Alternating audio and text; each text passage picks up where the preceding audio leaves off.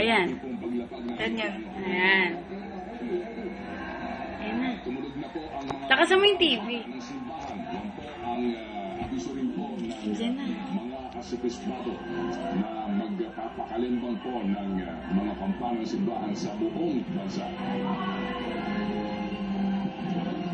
Wala, Sri Lanka.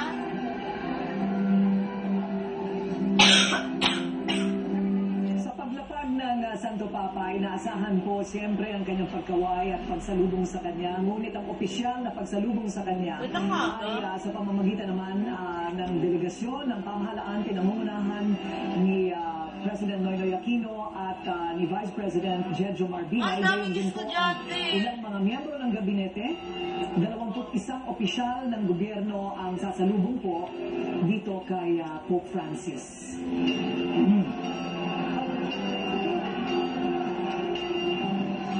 Ayun na si Cardinal. Ang sinasabi ni Ted, ang inaabangan ay kung ano ang magiging desisyon ni Pope Francis na kanyang mga hihintuan.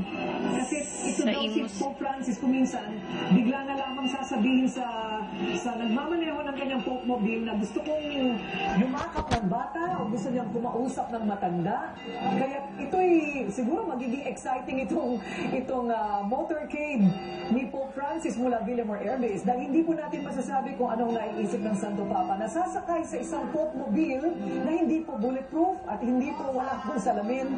At ito po dahil gusto niya na walang humaharang sa pagitan niya at ng kaambayan. Gaya nga po na natin nabanggit nga po kanina, ngayon po ay panay na ang kalimbang ng mga kampana lahat po ng simbahan katolika sa buong Pilipinas. Sinong magano? Sinong mamasta? Si Pope. Yan po ang ating mga napapanood sa Quiapo, Maynila. Dongdaw. At alam ko po na Sa Quirino? sa mga Di ba malayo yun? ganun din po nangyayari sa mga panahon ito. Ito rin po ang mga pinakamatataas na, masasabi natin opisyal ng simbahan katolika, 1,000 kabataan ang narito po, kakanta at sasayaw para salubungin si Pope Francis. At sa pag-touchdown, aakyat naman ng eroplano sina Apostolic Nuncio Giuseppe Pinto at Philippine Chief of Protocol Ambassador Cookie Feria para siya po ay batiin.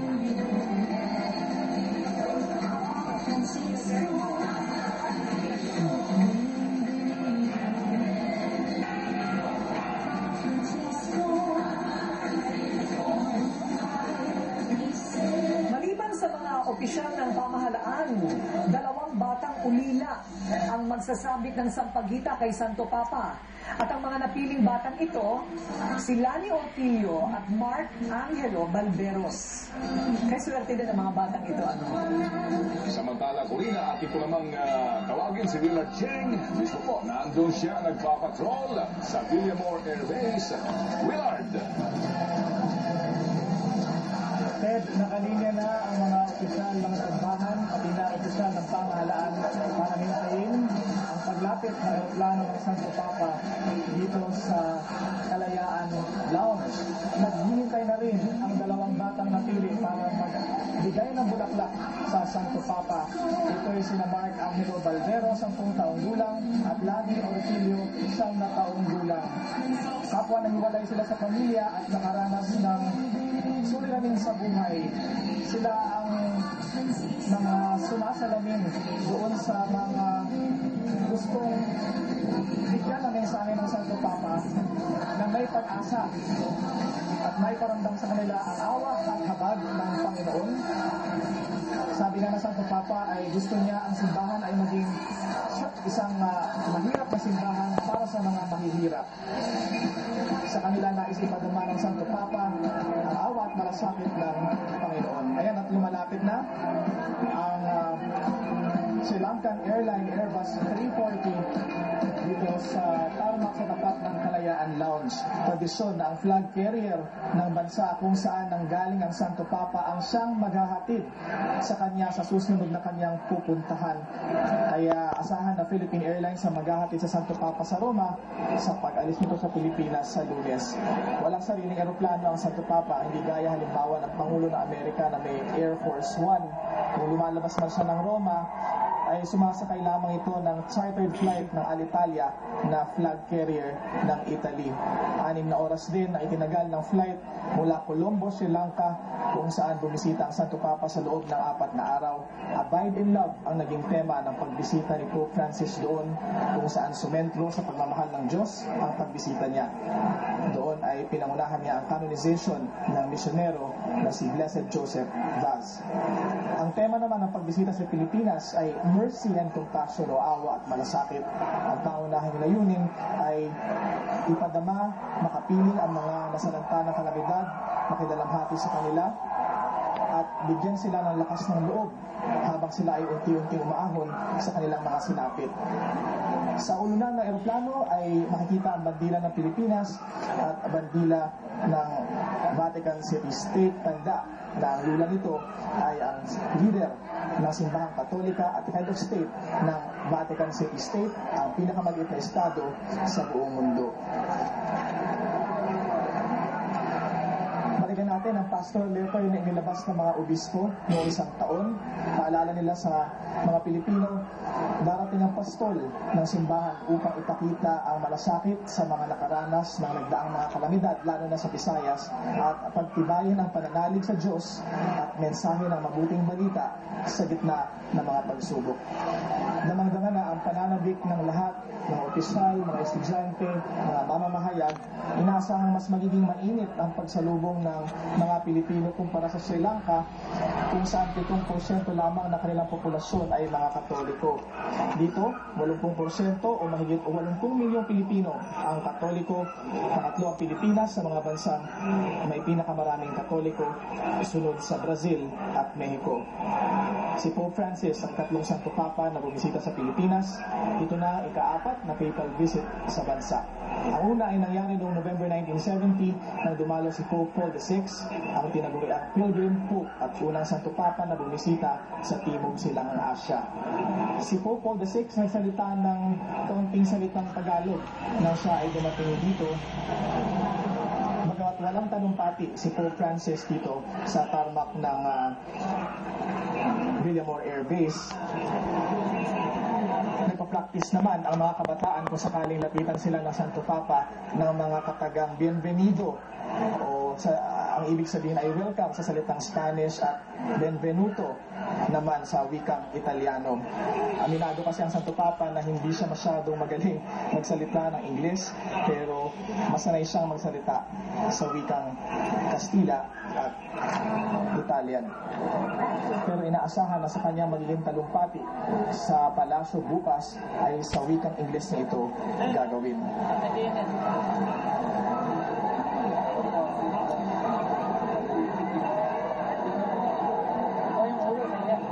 Mamaya, sasalubong sa paanan ng eroplano si Pangulong Aquino na bagamat may hindi pagkakasundo sa simbahan ay umaming tagahanga ni Pope Francis. Sa mga naunang interview, sinabi ng Pangulo na nakita niya sa Santo Papa ang paglapit ng simbahan sa tao. Bahagi ng protocol na Pangulo ng Bansa ang sasalubong sa Santo Papa. Ito ang ginawa ni President Marcos sa pagdalaw ni Pope Paul VI at Pope John Paul II at ni Fidel Ramos na bumalik si Pope John Paul II noong 1995. Karaniwan ang Vice President ang pinakamataas na opisyal na sumasalubong sa isang bumibisitang leader, gaya halimbawa ni US President Barack Obama noong Abril. Ang pangalawang Santo Papa na bumisita dito ay si Pope John Paul II noong February 1981 para i-beatify si Lorenzo Ruiz. Ikatlo, nung bumalik si Pope John Paul II noong January 1995 para dumalo sa World Youth Day. 45 taon mula na bumisita ang unang Santo Papa at 20 taon mula na huling pagbisita ni Pope John Paul II, binayaan ng Pilipinas na muling bisitahin ng isang Santo Papa. Mamaya ikakabit pa kaliwa itong eroplano papunta doon sa harapan ng Kalayaan Lounge kung saan naghihintay ang red carpet, ang mga honor guards, ang bandilang ng Pilipinas at ng Vatican City. Itutugtog ang papal anthem, ang pambansang awit ng Pilipinas. Bibigyan pa rin ng mga formal na welcome ceremony ang Santo Papa, bagaman kilala siya sa pagiging simple at umaayaw sa mga magagarbo at maluhong seremonya. Napili pa rin ng pamahalaan ibigay sa kanya ang nararapat na welcome honors para sa isang bumibisitang leader. Willard, merong bang inihandang maiksing palabas o programa diyan mismo sa tarmac ng Villamor kung saan nangalapag Ted, pakiulit yung unang bahagi ng tanong. may inihandang programa, mga kanta na maaari munang pakinggan at mga sayaw na panonoorin muna ang Santo Papa bago tuluyan siyang sumakay sa kanyang Popemobile at magsimula na ang kanyang motorcade. Tama, Ted. 1,200 estudyante mula sa Diocese ng Parañaque ang naghanda ng kanta at sayaw para sa Santo Papa. Sasayaw sila sa saliw ng Kantang Pilipinas, isang kantang naangkop para sa isang VIP na bisita ng bansa. Sasayaw din sila sa saliw ng kapayapaan, isang modernong pagtatanghal ng isa sa mga pangunahing mensahe ng Santo Papa, kapayapaan sa bawat isa, kapayapaan sa pamilya, kapayapaan sa pagitan ng dalawang bansa. 2 buwan nag-ensayo, Ted at Corina, ang mga estudyante, kaya masayang-masaya sila na sa wakas ay may papakita na nila ito sa pinakahihintay nilang bisita. Meron ding magtatanghal ng sayaw ng pagbati na karaniwang sinasayaw ng Malamang na abutin ng sunset, no, ang mga bahagi ng programang ito at tuloy abutin na po ng Bling yung kanyang motorcade hanggang sa pinakahuling stop po nito. Tinaasan din po nga natin sa gitna po ng Bling na yan. Pinang lumalapit Yung ang plano doon sa airstairs na magdaan. Pero Willard, handa naman dyan kahit na abutin pa ng gabi, may mga ilaw naman dyan sigurado. Sa mismong pintuan. Nagsisimula ng sumigaw ang mga estudyante ng Papa Francisco Bienvenido. Welcome, Pope Francis. Kanina pa nila nire-rehearse yan, Ted at Corina. Viva el Papa. Gawagaybay nila ang bandila ng Pilipinas at ng Vatican City. Kanina pa silang umaga na naghintay dito, nag-iensayo, walang kaparuguran, masigla. Dahil alam nila na magiging worth it ang kanilang paghihintay sa bisita ng bansa. Ngayon, naghihintay na si Pangulo Aquino sa paanan ng eroplano, ang Papal Nuncio na si Archbishop Giuseppe Pinto, ang head ng Presidential Protocol na si Ambassador Celia Ana Cuquiferia. Silang dalawa, ang Papal Nuncio at ang head ng Presidential Protocol, ang aakyat na eroplano para sunduin ang Santo Papa. At makikita natin mamaya na unang lalabas ng pinto ay ang Santo Papa. Pinawagayway na naman estudyante ang kanilang mga hawak na bandila, inaabangan ng pagbukas ng pintuan ng eroplano, sumisigaw ng Viva el Papa, Long Live the Pope, mabuhay ang Santo Papa. 20 taon mula nang huling bumisita ang isang Santo Papa ay nagkakaroon sila ng pagkakataon na makita ang leader ng simbahang Katolika. Hindi pa sila pinanganak noon nung huling bumisita si Pope John Paul II dito sa Maynila noong 1995. Kaya para sa kanila, sa mga estudyante, first time nilang nakikita ang Santo Papa. Nagsisimula ng tumugtog ang banda at tumuporma na ang mga honor guards para ilapit ang bandila doon sa dais o platform na naghihintay sa gitna. Natutugtungan ng dalawang leader habang inaawit ang pambansang awit ng Pilipinas at ng Papal Anthem.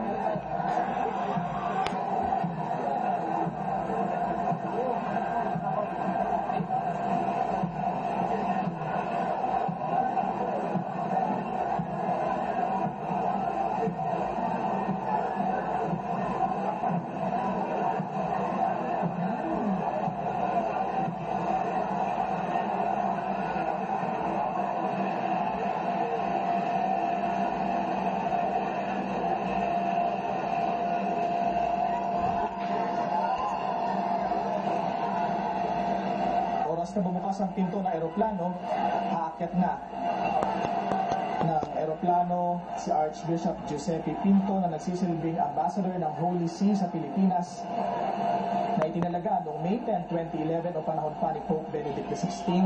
Nagsilbing papal nuncio sa mga bansa sa Africa at Chile. Siya ang tumatayong dean ng Diplomatic Corps o ng mga diplomat sa Pilipinas. Ang mga diplomat, mga kinatawa ng ibang bansa, haharapin ni Pope Francis bukas sa isang pagtitipon sa Malacanang sa Rizal Hall kung saan nagbibigay ng talumpati ang Santo Papa, pati na rin si Pangulong Aquino. Kasamang aakyat ni Archbishop Pinto si Ambassador Celia Anaferia, Chief ng Presidential Protocol, dating Consul General na nagsilbi sa Philippine Embassy sa Madrid, Spain.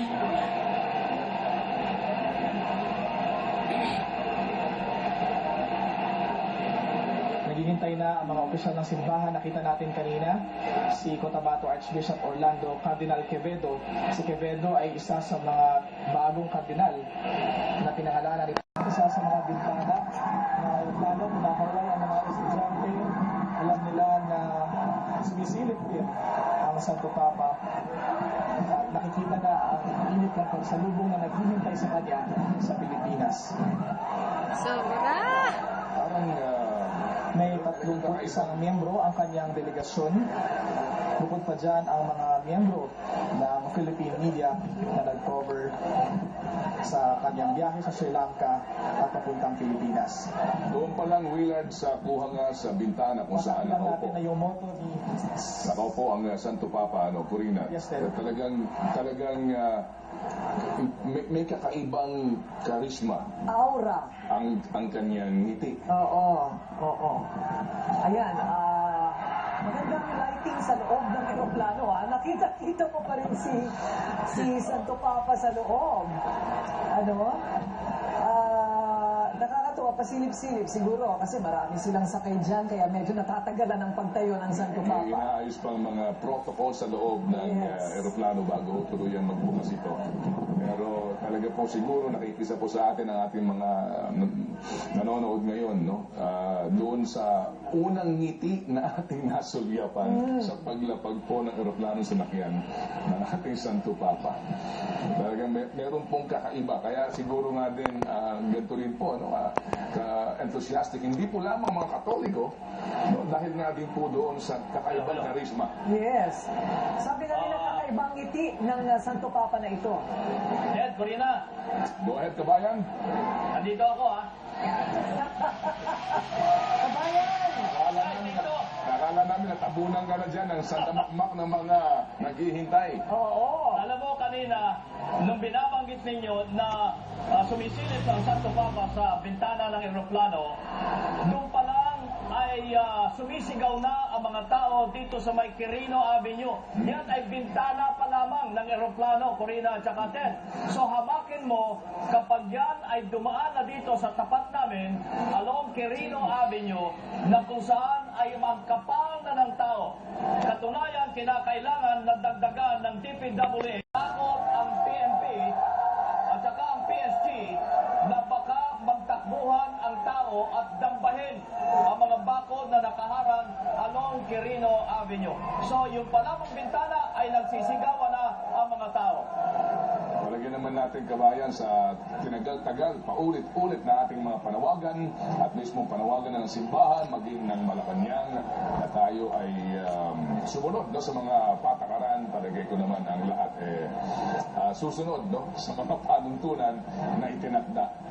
Ngayon, kabayan, ay papalapit na, no, ang takip siling.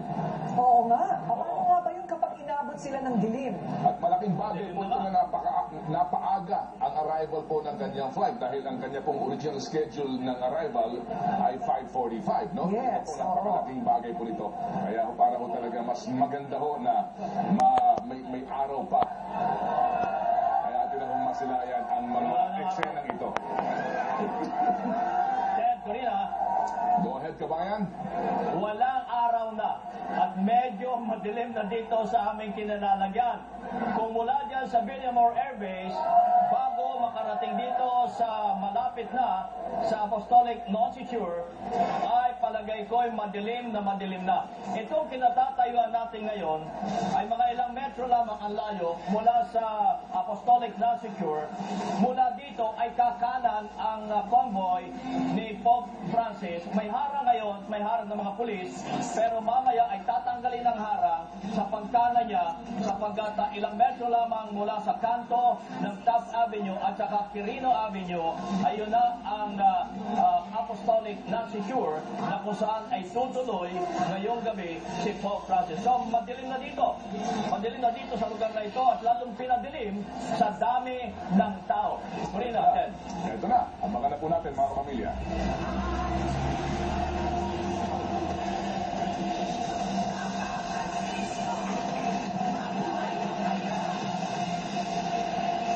Isa pa.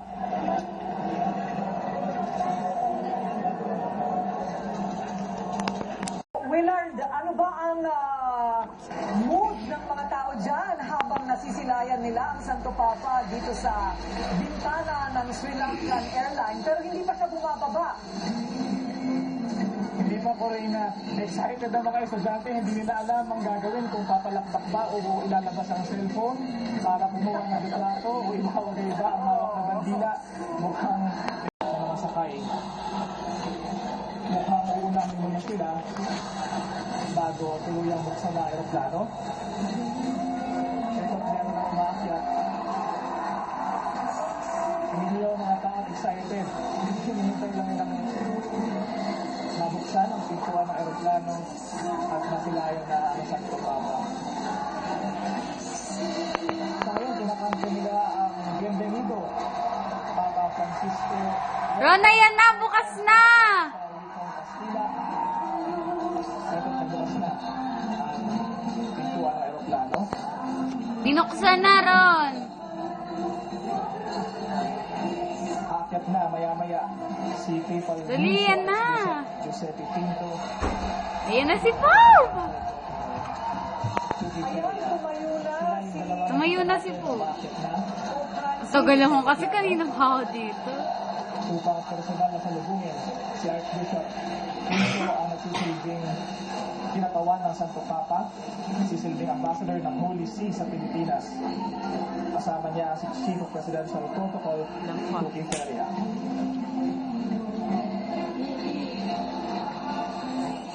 Nakaupo sa harapang bahagi ng aeroplano si Pope Francis. Ilang minuto na lang ang natatagal ay lalabas na rin ang Santo Papa. Una siyang bababa at di kalayuan susunod ang 31 miyembro ng kanyang delegasyon.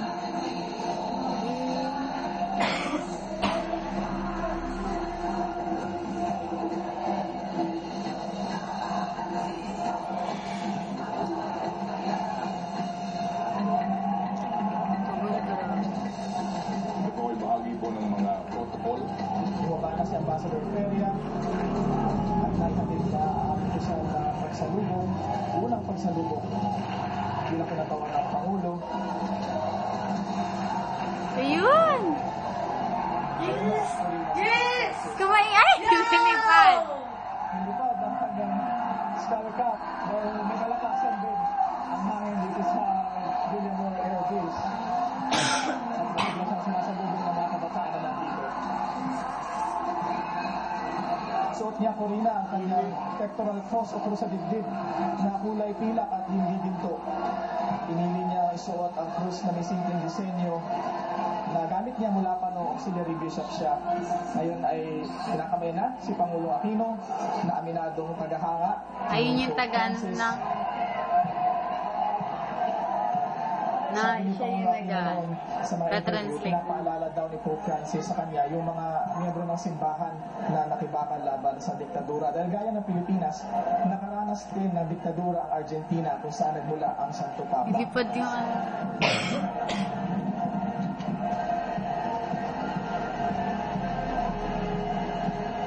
Tutugtog muna sila sa ceremonial days para sa pagtugtog ng papal anthem at pambansang awit. Hinggan natin at tunghayan ang seremonya.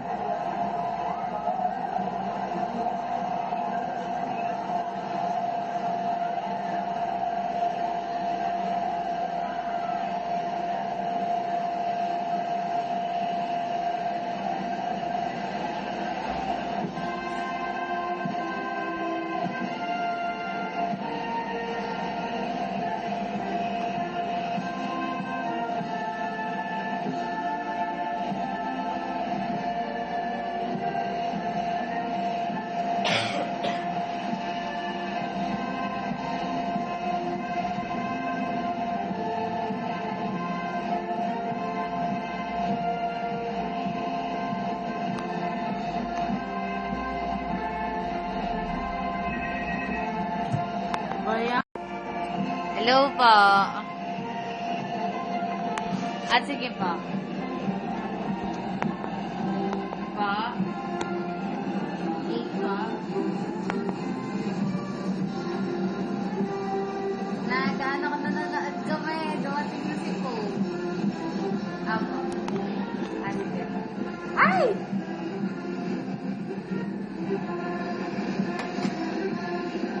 Dating na rin.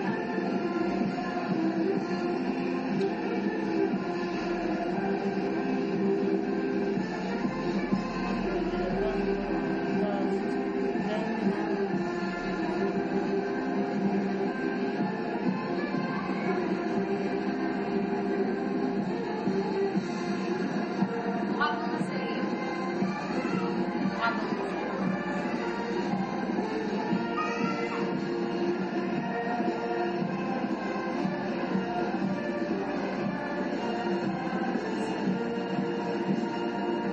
Wait lang, dadating na namin.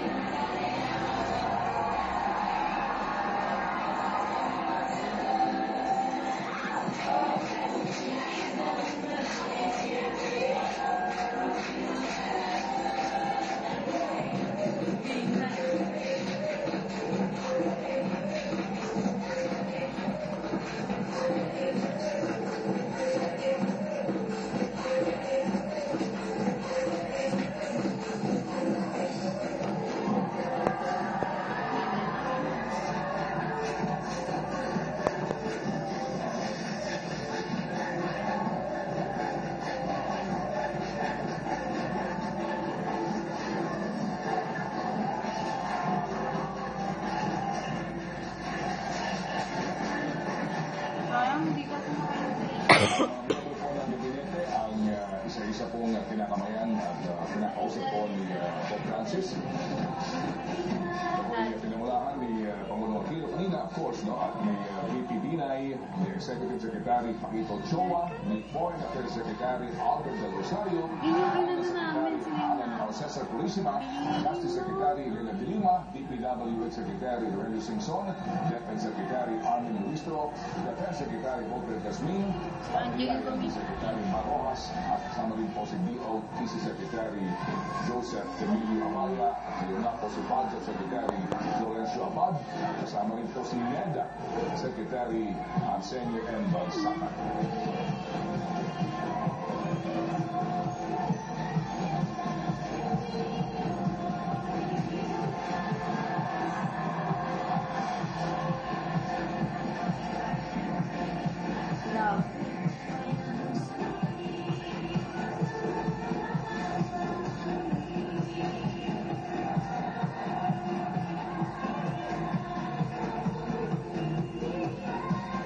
Galing naman yung ano niya.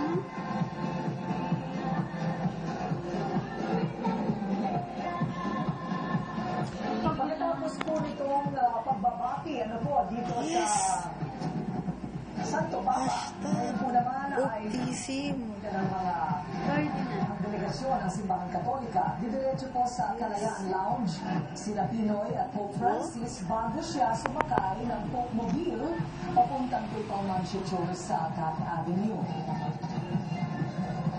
Ted, alam mo ba, tatlo pala ang gagamitin Pope Mobile ni Pope Francis.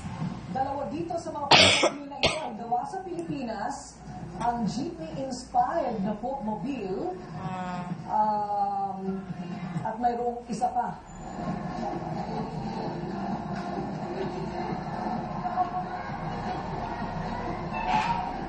Pick-up type ang itsura po ng kanyang Pope Mobile, at ito po hindi bulletproof.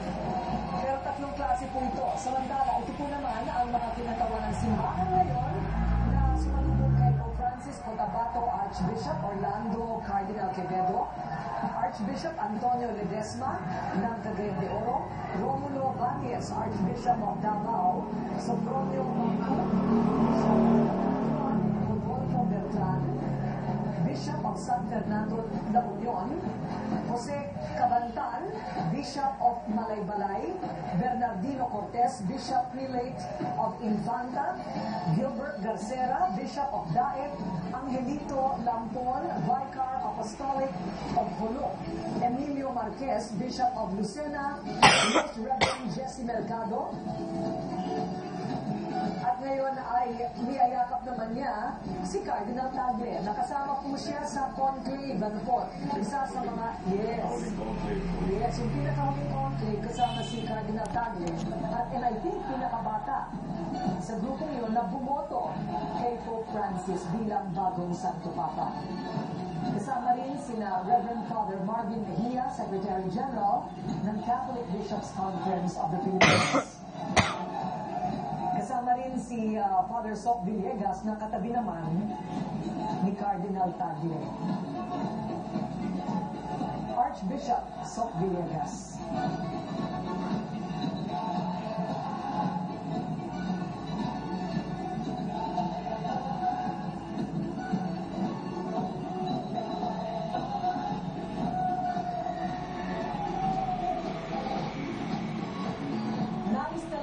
Francis na open at saka hindi bulletproof ang kanyang Pope Mobile. Sasakyan po niya yan mamaya dahil mas mapapalapit daw siya sa mga tao at mas maririnig at mapapakinggan sila. At sa pamamagitan nito, gusto rin niyang ipakita na ang Santo Papa ay abot ng lahat. At ito na po ang kilalang ngiti ni Pope Francis.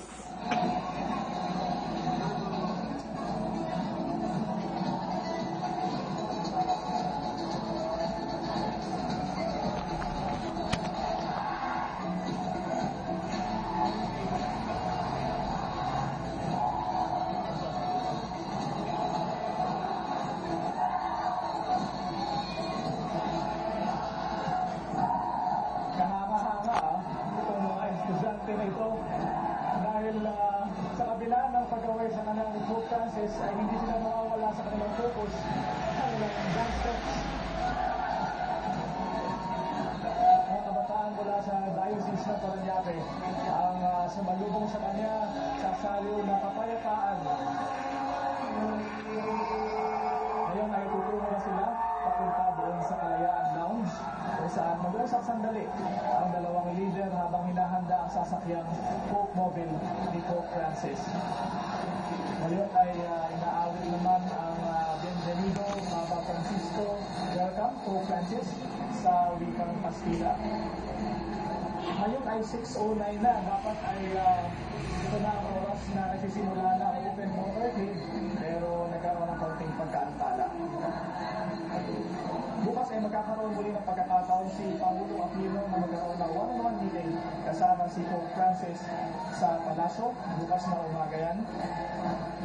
Bago magkaroon sa general audience kasama mga senior government officials at mga miyembro ng diplomatic corps.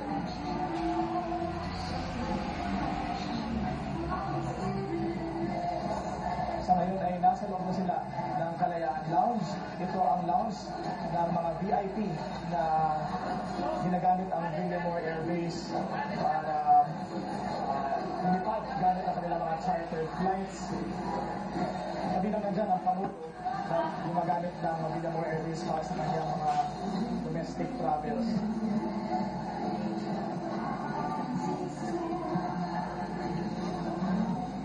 Maya-maya ay makikita na natin ang Pope Mobile na pasadya ng kumpanyang Gencar, kasama ang Almazora Motors batay sa disenyo at lubado ng